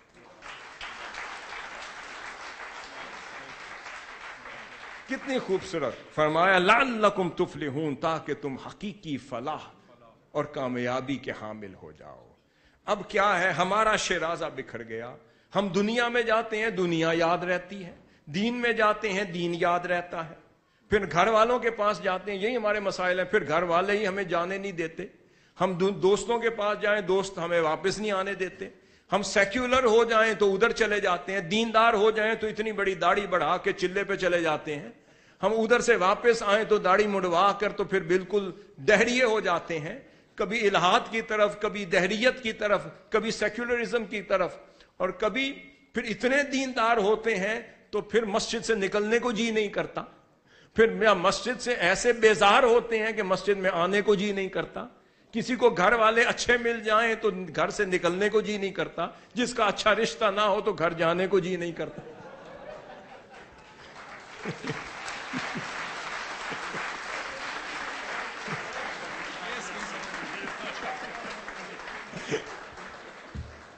جس کی اچھا رشتہ ہو جائے وہ خوش رہتا ہے، جس کا نہ ہو تو وہ بدگوئی کرتا ہے، اور جس کا درمیان میں ہو تو وہ کچھ نہیں کہتا، خاموش رہتا ہے. تو بات یہ ہے کہ کوئی ہمارے ہاں میانہ روی نہیں ہے معاشرے میں. یا صحبت اچھی مل گئی تو 4 دن اللہ یاد رہا، صحبت چلی گئی تو اللہ بھول گیا. اللہ فرماتا ہے میری مسجد میں آؤ، اگر مجھے یاد کرو تو جب میری وجہ سے رزق کماؤ تو مجھے یاد تو رکھو. جب میری وجہ سے رزق کماؤ تو برکت دینے والا میں ہوں، تو جب برکت مل رہی ہو تو مجھے بھول جاؤ. اور جب برکت ختم ہو جائے اے اللہ تو ہمیں دے دے، اور جب وہ دے دے تو پھر اللہ ہی بھول جائے۔ فرمایا اس حال میں رزق کماؤ کہ خدا بھی یاد رہے، اذان آئے تو خدا کے گھر میں چلے جاؤ، اللہ بلائے تو خدا کے حضور 5 اوقات میں داخل ہو جاؤ، پھر اللہ کو یاد کرو، رزق بھی کماؤ، پھر اب حقوق بھی ادا کرو، اور پھر اپنے رشتہ داروں کے، اہل خانہ کے، سب کے حقوق اپنے وقت میں ادا بھی کرتے رہو، مگر ہر حال میں وَاذْكُرُوا اللَّهَ كَثِيرًا، ہر حال میں کثرت سے خدا کو یاد کرو۔ یہ ہے اقتصاد، یہ ہے میانہ روی، یہ ہے اعتدال، یہ ہے وسطیت۔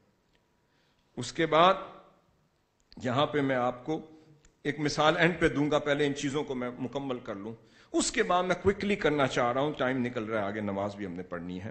پھر التوازن فی التعامل مع متاع الدنیا، فرمایا معاملات دنیا میں بھی توازن قائم رکھو۔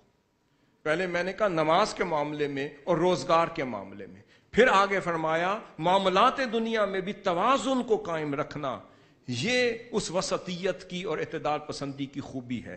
وہ کیا؟ فرمایا اعوذ باللہ من الشیطان الرجیم وابتغی فیما آتاک اللہ الدار الآخرہ، بڑی خوبصورت آیت ہے، ولا تنسا نصیبک من الدنیا، فرمایا اور اس دولت میں جو اللہ نے تجھے دے رکھی ہے اس سے آخرت کا گھر بناؤ۔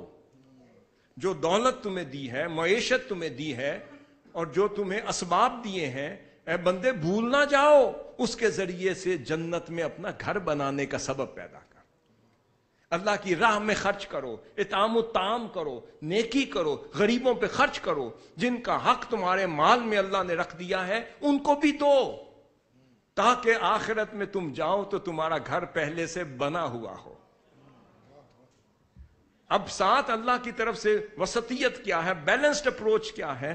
فرمایا اب پھر اللہ کے دین کی خدمت کرنے میں وَلَا تَنْسَا نَصِيبَكَ مِنَ الدُّنْيَا، پھر دنیا میں اپنے نصیب مت بھول جانا۔ اللہ نے پھر فرمایا دیکھیں کتنی فکر ہے اللہ کو اپنے بندے کی، کہیں تم اتنا نہ ڈوب جاؤ کہ دنیا بھول جاؤ، اور دنیا میں اتنے نہ غرق ہو جاؤ کہ دین بھول جاؤ، دونوں کے درمیان بیلنس قائم رکھو۔ وہ کیسے؟ وَلَا تَنْسَا نَصِيبَكَ مِنَ الدُّنْيَا، اپنا دنیا میں جو تیرا نصیب ہے اسے مت بھولو۔ حضور شیخ الاسلام کیا فرماتے ہیں؟ دنیا میں رہو پر دنیا کو اپنے اندر نہ رہنے دو، دنیا میں رہو پر دنیا کو اپنے اندر نہ رہنے دو۔ آج ہمارا مسئلہ یہ ہے کہ ہم سے بیلنس نہیں ہوتا، ہم سے بیلنس اس لیے نہیں ہوتا کہ ابھی تک ہم خدا کا بندہ نہیں بنے، مطیع اور فرما بردار نہیں بنے۔ ہر حال میں دنیا کمائیں پر خدا کو نہ بھولیں، خدا بچا لے گا، غرق ہونے لگیں گے خدا پھر بچا لے گا، مستغرق ہونے لگیں گے بچا لے گا، ناشکری آنے لگی خدا بچا لے گا۔ کچھ دن اگر صبر کے آ جائیں تو اگلے دن پھر یسر کے بھی تو آ جائیں گے، اگر کچھ دن عسر کے آ جائیں تو اگلے آنے والے دن یسر کے بھی آ جائیں گے، فراخی کے بھی آ جائیں گے۔ اللہ چاہتا ہے ہر حال میں اس طرح رہو جیسے میں تمہارے ساتھ ہوں۔ پھر فرمایا، اور پھر آگے فرمایا کچھ وَمِنْهُمْ مَنْ يَقُولُ، تیسری صورت اس میں کیا ہے؟ فرمایا توازن کے دوران کہ دنیا کے معاملات میں توازن میں ایک دنیا کی بات کی، ایک میں نے کی وہ نماز اور رزق کی بات کی، اگلی بات وَمِنْهُمْ مَنْ يَقُولُ، پھر فرمایا پھر اللہ کے بندوں میں سے کچھ ایسے بھی ہیں جو ہمیشہ یہی دعا کرتے ہیں ربنا آتنا فی الدنیا حسنہ وفی الآخرۃ حسنہ، مولا اس دنیا میں بھی ہمیں بھلائی عطا کر اور آخرت میں بھی بھلائی عطا کر۔ جو دنیا اور آخرت کی بھلائی ایکولی چاہتے ہیں وہ متوازن ہوتے ہیں، وہ معتدل ہوتے ہیں۔ پھر یہ بیان کرنے کے بعد آگے چلیں، پھر ایک اور پوائنٹ اگلا بیان ہوا کہ یہی جو میانہ روی ہے یہ انسانیت کے ساتھ بھی ہو۔ پھر فرمایا اس سے بڑھ کر کہ پھر غیر مسلموں کے ساتھ بھی اسی میانہ روی والے لہجے کو اپنائے رکھو، اس رویے کو اپنائے رکھو۔ وہ کیا؟ اب یہ آیت سنیں، اللہ رب العزت نے فرمایا، بہت خوبصورت آیت ہے، فرمایا میانہ روی ہر حال میں ہو، دین میں ہو، دنیا میں ہو، کمانے میں ہو، روزگار میں ہو، مسجد میں جانے میں ہو، اور مسجد سے واپس آ کے کاروبار میں مشغول ہو جانے میں بھی میانہ روی رکھو۔ یہ پیغام ہو گیا۔ اب اگلا یہ کہ جب غیر مسلموں سے، اقلیتوں سے ملو تو مت بھولا کرو یہ بھی اللہ کی مخلوق ہے۔ فرمایا اب کیا، لا، اس کا خوبصورت پہلو، لا ینہاکم اللہ عن الذین لم یقاتلوکم فی الدین، فرمایا غیر مسلموں کے ساتھ بھی فرمایا کہ اللہ تمہیں اس بات سے منع نہیں کرتا اور منع نہیں فرماتا کہ جن لوگوں نے تم سے دین کے بارے میں جنگ نہیں کی، غیر مسلم ضرور ہیں، ہو سکتا ہے کفار میں سے چند ایک کفار ضرور ہیں، مگر یہ وہ ہیں کہ جنہوں نے خود تمہارے ساتھ جنگ نہیں کی۔ پھر فرمایا وَلَمْ يُخْرِجُوكُم مِّن دِيَارِكُمْ أَن تَبَرُّوهُمْ وَتُقْسِطُوا إِلَيْهِمْ، فرمایا کہ ہاں، اور نہ تمہیں تمہارے گھروں سے نکالا ہے۔ کچھ ایسے بھی اقلیت ہیں، کچھ ایسے بھی کفار تھے جنہوں نے خود تمہارے خلاف جنگ نہیں کی، اور نہ گھر سے یعنی اپنے وطن سے نکالنے والوں میں وہ شامل ہیں۔ جب تمہیں حکومت دے دی جائے، جب تمہاری نصرت کا دن ہو، تو فرمایا پھر ان کے ساتھ بھلائی کے ساتھ، انصاف کے ساتھ، عدل کے ساتھ سلوک کرنا۔ مثال دی جیسے میرے مصطفیٰ نے فرمایا تھا لا تثریب علیکم اليوم انتم الطلقاء، جس طرح یوسف علیہ السلام نے فرمایا تھا، جس طرح آقا علیہ الصلوۃ والسلام نے جب فتح مکہ ہوئی، وہی کفار کیا ساڑے لڑتے تھے، مگر فرمایا آج تم پر کوئی تثریب نہیں، آج تم پر کوئی انتقام نہیں، تم سب آزاد ہو۔ فرمایا ہاں، معتدل شخص میانہ روی والا وہ ہوتا ہے جو ہر کسی کو ایک انداز سے نہ ڈیل کرے، جس کا جتنا جرم ہے اتنی اس کو معاقبت کرے، اور جس کا جتنا جرم نہیں اسے معاف کرنے والا دل رکھے۔ آخری چیز اس ضمن میں ہے التوازن فی التشریع، کہ شریعت کے معاملے میں بھی اللہ رب العزت نے توازن عطا کیا ہے، میانہ روی۔ یہ آخری بات، اس کے بعد ایک مثال پیش کروں گا۔ میانہ روی عطا کی ہے، وہ میانہ روی کیا ہے؟ فرمایا اللہ رب العزت نے لا یکلف اللہ نفسا الا وسعہا، کہ اللہ تعالیٰ کسی جان کو اس کی طاقت سے بڑھ کر تکلیف نہیں دیتا۔ پھر فرمایا لا یکلف اللہ نفسا الا ما آتاہا، اللہ کسی شخص کو مکلف نہیں ٹھہراتا مگر اس قدر جتنا اسے عطا کیا ہوتا، جتنا بوجھ ڈالتا ہے اتنا اسے مکلف ٹھہراتا ہے، اس سے بوجھ سے زیادہ تکلیف نہیں دیتا۔ تو اللہ رب العزت اتنا عظیم ہے، اس لیے آقا صلی اللہ علیہ وسلم نے فرمایا یسروا ولا تعسروا وبشروا ولا تنفروا، اس لیے فرمایا آسانی پیدا کرنے والے بنو، تنگی اور نفرت پھیلانے والے مت بنو۔ پھر فرمایا بشارت دینے والے بنو اور نفرت پھیلانے والے مت بنو۔ اب واقعہ بیان کر رہا ہوں، آخری واقعہ ہے سیدنا ابو درداء رضی اللہ تعالیٰ عنہ اور سیدنا سلمان فارسی رضی اللہ تعالیٰ عنہ، بخاری شریف کی حدیث ہے۔ انہیں آقا صلی اللہ علیہ وسلم نے بھائی بھائی بنا دیا۔ ایک روز حضرت سلمان فارسی رضی اللہ تعالیٰ عنہ حضرت ابو درداء رضی اللہ تعالیٰ عنہ کے گھر میں آئے تو حضرت ام درداء سے ملاقات ہوئی۔ وہ پریشان حال اور بڑی تنگ دست اور بڑی پریشانی میں نظر آئی۔ آپ نے پوچھا یا ام درداء کہ پریشانی کیا ہے؟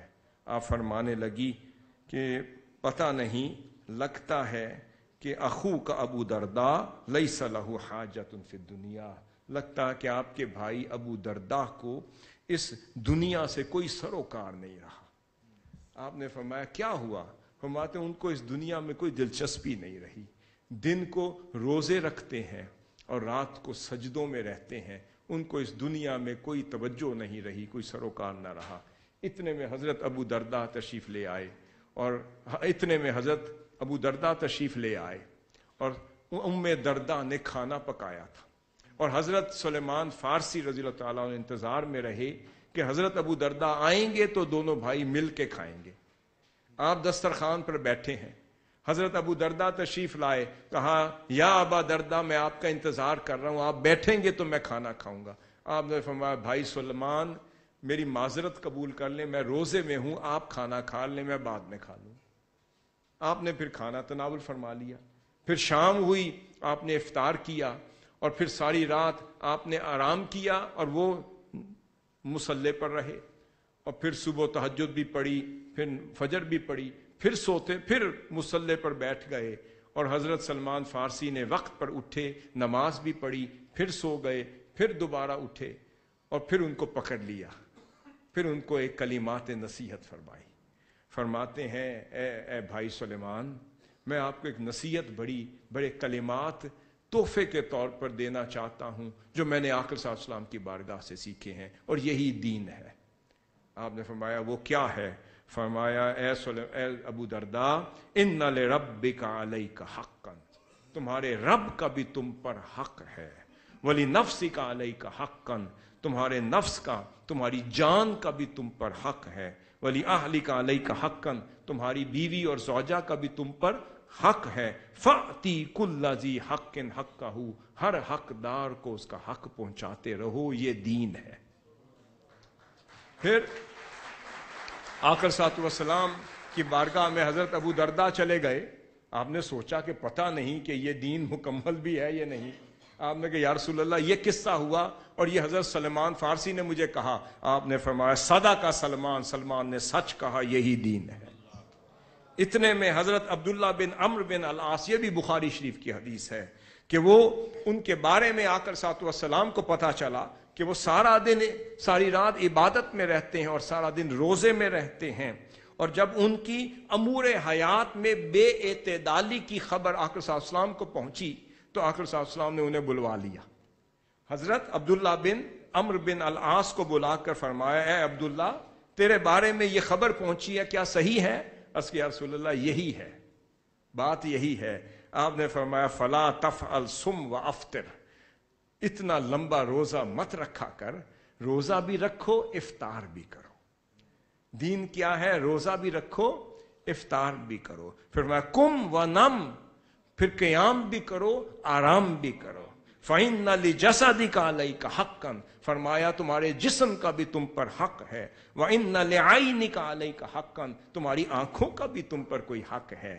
فرمایا وَإِنَّ لِزَوْجِكَ عَلَيْكَ حَقًّا، تمہاری زوج اور تمہارے اہل خانہ کا بھی تم پر کوئی حق ہے۔ پھر فرمایا وَإِنَّ لِزَوْرِكَ عَلَيْكَ حَقًّا، تمہارے مہمانوں کا بھی تو تم پر کوئی حق ہے۔ فرمایا وَإِنَّ بِحَسْبِكَ أَن تَصُومَ كُلَّ شَهْرٍ 3 أيام، فرمایا تیرے ذوق کے لیے مہینے میں 3 دن کے لیے روزے کی اجازت دیتا ہوں، وہ رکھ لو تو پھر ہر ایک نیکی کے پیچھے 10 نیکیاں تجھے ملیں گی، ملٹیپلائی ہو جائے گا۔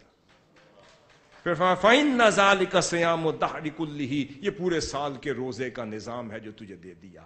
فرمایا اس میں آقا صلی اللہ علیہ وسلم نے ایک بیلنسڈ اپروچ دے دی۔ یہ جو آخری بات کر رہا ہوں، آقا صلی اللہ علیہ وسلم نے دین کا نقشہ عطا فرما دیا۔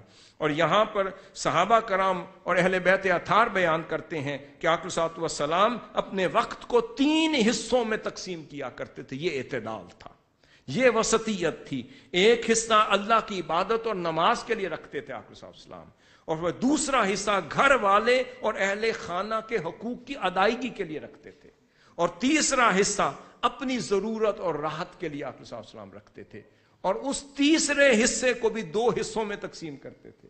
اس میں سے بھی ایک حصہ اپنے صحابہ کرام کے لیے رکھتے تھے کہ وہ وفود آتے تھے، حضور ان کو پیغام دیتے تھے، وہ امت میں چلے جاتے تھے اور حضور کا پیغام پہنچاتے تھے، اور اس میں سے پھر ایک حصہ وہ اپنی ذات کے لیے رکھتے تھے۔ یہ آقا صلی اللہ علیہ وسلم کا ڈویژن آف ٹائم تھا، ڈویژن آف ورک تھا۔ آج ہمارا شرازہ کیوں بکھر گیا؟ حضور سیدی شیخ الاسلام نے آج ہر جہت پہ کام کیا ہے، اسلام کی ہر ضرورت کو پورا کیا ہے، اس منہاج کی وہ ڈائمنشنز پہ کام کیا ہے کہ آنے والے ڈیکیڈز بھی سوچتے رہیں گے تو حضور شیخ الاسلام آنے والے دور کی فکر پہلے دے گئے۔ اس کی وجہ یہ کہ حضور شیخ الاسلام نے اپنے وقت کو بیلنسڈ اپروچ کے ساتھ ایسے استعمال کیا ہے کہ وہ حقوق کی ادائیگی جو ہم بھی نہیں سوچ سکتے، آپ کینیڈا بیٹھ کر ایک کارکن کے حق کی ادائیگی بھی کر رہے ہوتے ہیں، مشن کے بارے میں سوچ رہے ہوتے ہیں، ایک اینگل پہ نگاہ ہوتی ہے، تفسیر بھی لکھ رہے ہیں، حدیث کا کام بھی ہو رہا ہے، فقہ کا کام بھی ہو رہا ہے، روایات و درایات اور شروحات کا کام بھی ہو رہا ہے، سب کچھ ہو رہا ہے۔ پھر تعلیم بھی ہے، تربیت بھی ہے، پھر حقوق کی ادائیگی بھی ہے، اہل خانہ کی فکر بھی ہے، کارکن کی بھی ہے، آپ کی بھی ہے۔ ایک زخمی ہو جائے اٹھ کے اس کے لیے دعا بھی کرتے ہیں، اور ہمارا فون بعد میں جاتا ہے، غمی خوشی کا فون سب سے پہلے وہاں سے ان کا آپ کو آتا۔ یہ کیا ہے؟ یہ ایک بیلنسڈ اپروچ ہے۔ یہ بیلنسڈ اپروچ کے ساتھ اللہ رب العزت نے اس مشن کو یہاں تک پہنچایا ہے۔ آپ لوگ جو کہتے ہیں مشن کے لیے نکلیں تو پھر گھر والے ناراض ہو جاتے ہیں، گھر میں رہ جائیں تو مشن ناراض ہو جاتا ہے۔ تو بھئی آج تک حضور شیخ الاسلام نے اگر رول ماڈل نہ بنے ہوتے تو آج یہ سب اس کے سب حضور شیخ الاسلام کے ساتھ شانہ بشانہ چل کے مصطفی مشن پہ نہ چل رہے ہوتے۔ تو وہ رول ماڈل، ان کا رول ماڈل آقا صلی اللہ علیہ وسلم کی ذات اقدس ہے، اور آقا صلی اللہ علیہ وسلم کا رول ماڈل قرآن ہے، اور قرآن کا رول ماڈل اللہ رب العزت کی تعلیمات ہے۔ اس رول ماڈل پر چلیں گے تو توازن ہماری زندگیوں میں پیدا ہوگا۔ آج کے نوجوان کو جو چیز ہماری خراب ہو گئی ہے، ہمارا توازن خراب ہو گیا ہے۔ ہم آج کا کام کل کرتے ہیں، کل کا کام آج کرتے ہیں، جو پہلے کرنے والی ہے وہ بعد میں کرتے ہیں، جو بعد میں کرنے والی ہے پہلے کرتے ہیں، اس کا حق بعد میں ادا کرتے ہیں، اور جن کے حق کی ضرورت نہیں وہ پہلے ادا کرتے ہیں۔ تو ہماری ترجیحات بدل گئی، ہماری فکر کا توازن بدل گیا۔ آج اگر کامیاب نوجوان بننا ہے، منہاج یوتھ لیگ کو مراکز علم کا ٹارگٹ ملا ہے، آپ کو رفقا کا ٹارگٹ ملا ہے، آپ کو علم کا پیغام پھیلانے کا ٹارگٹ ملا ہے، آپ کو رفاقت سازی کا ٹارگٹ ملا ہے، فہم دین کا ٹارگٹ ملا ہے۔ جتنے ٹارگٹس ملے ہیں ان میں استقامت کے ساتھ، توازن کے ساتھ، بیلنسڈ اپروچ کے ساتھ چلیں۔ مجھے بتایا گیا ہے کہ ایک طرف چلیں یہ طرف رہ جاتی ہے، اس طرف چلیں وہ رہ جاتی ہے، اس طرف چلیں یہ رہ جاتی ہے۔ توازن اس چیز کا کام ہے کہ اپنے آپ کو حضور شیخ الاسلام کا کارکن بنا کر، ان کو اپنے سامنے رکھ کر، اپنے شیخ کو رول ماڈل بنا کر پھر چیزوں کی ڈویژن کریں، دوبارہ سے ریوائز کریں، دوبارہ سے ریویو کریں، اور پھر عدل کی آخری ڈیفینیشن دے رہا ہوں۔ عدل کہتے ہیں کیا؟ وضع الشیء فی محلہ، ہر شے کو اس کے اپنے مقام پہ رکھ دینا عدل ہے۔ اور عدل جو ہے یہ وسطیت اور اعتدال پسندی کی پہلی صفت ہے۔ اگر عادل رہنما، لیڈر اور مصطفی کارکن بننا چاہتے ہیں تو جہاں جس کا حق ہے وہ اسی وقت ادا کر دیں، اس میں ڈیلے مت کریں۔ جس فیلڈ کی رسپانسبلٹی پہلے ہے، امپورٹنس پہلے ہے، پہلے اس کو ادا کریں۔ آج کا کام کل پہ نہ چھوڑیں، اور کل کا کام پرسوں پہ نہ چھوڑیں۔ آج سب کو ایکول ٹائم دیں، گھر والوں کا حق بھی دیں، اپنے کاروبار پہ توجہ بھی دیں۔ ناظم اعلیٰ صاحب نے جن ڈائمینشنز کا ذکر کیا وہ ضروری ہیں۔ آج میں نے بیان کرنا تھا کہ ضروری ہے کہ آپ ای کامرس کے ذریعے سے، اور ہم سوچ رہے ہیں کہ ہم انکیوبیشن سینٹر، سکل بیسڈ انکیوبیشن سینٹر ایک بنائیں، جس میں ایک سافٹ ویئر ہاؤس بنایا جائے، آپ کی سکلز اور آپ کی صلاحیتوں کو بروکار لاتے ہوئے ایسے مواقع فراہم کیے جائیں۔ اور ہم یہ بنا رہے ہیں، جو باہر ایکسپرٹس بیٹھے ہیں، جو یہاں بیٹھے ہیں، سب کو ملا کر ایک ایسا سکل بیسڈ انکیوبیشن سینٹر، جہاں آپ کو وہ سکل بیسڈ ایسی تعلیم مہیا کی جائے، آئی ٹی سے ریلیٹڈ ہو، ای کامرس سے ریلیٹڈ ہو، اپنے گھر میں بیٹھ کے روزگار کما سکیں، اور اپنے سیلف ایفیشینٹ اور سیلف سفیشینٹ ہو سکیں۔ اور جب آپ اپنے قدموں پہ کھڑے ہوں گے تو مشن کو بھی قدموں پہ کھڑا کریں گے۔ اور کبھی بھی یہ نہیں سمجھنا کہ ہم محتاج ہیں۔ محتاج وہ ہوتا ہے جس کا ساتھ خدا چھوڑ دے۔ ذہن میں رکھ لیں، محتاج وہ ہوتا ہے جس کا ساتھ خدا چھوڑ دے۔ خدا تو آپ 99 دفعہ گناہ کر دیں وہ تب بھی نہیں چھوڑتا۔ تو پھر محتاجی اس کی ہوتی ہے جو محرومی کا شکار ہو جائے، اور جو اعتدال پسندی کو چھوڑ دے۔ جو جب تک اعتدال پسند رہے گا وہ محتاج نہیں ہو سکتا۔ جو مصطفی مشن پہ قائم رہے گا، منہاج القرآن پہ قائم رہے گا، حضور شیخ الاسلام کی تعلیمات پر، وہ محتاج نہیں، وہ امیر ہی امیر ہوگا انشاءاللہ۔ آپ لوگوں نے اس رویے کو، اس مزاج کو اپنی طبیعت میں، مزاج میں اور تربیت میں پیدا کرنا ہے، اور اپنے رستے خود بنانے ہیں، خود کفیل ہونا ہے۔ انشاءاللہ مشن کے ذریعے سے آپ خود بھی اکنامیکلی، فائنینشلی، اسپرچولی اور تھیولوجیکلی، اور پھر فکری طور پر، نظریے کے طور پر آپ خود کفیل ہوں گے، تو آنے والا وقت انشاءاللہ آپ کا ہے، اور آپ کے راستے کھلیں گے، اور یہ سارے ٹارگٹس بھی اچیو ہوں گے اور آپ کی لائف بھی بیلنسڈ ہوگی. اللہ رب العزت ان تعلیمات پہ عمل پیرا ہونے کی آپ کو ہمیں توفیق عطا فرمائے. وما علینا الا البلاغ. بہت ہی خوبصورت انداز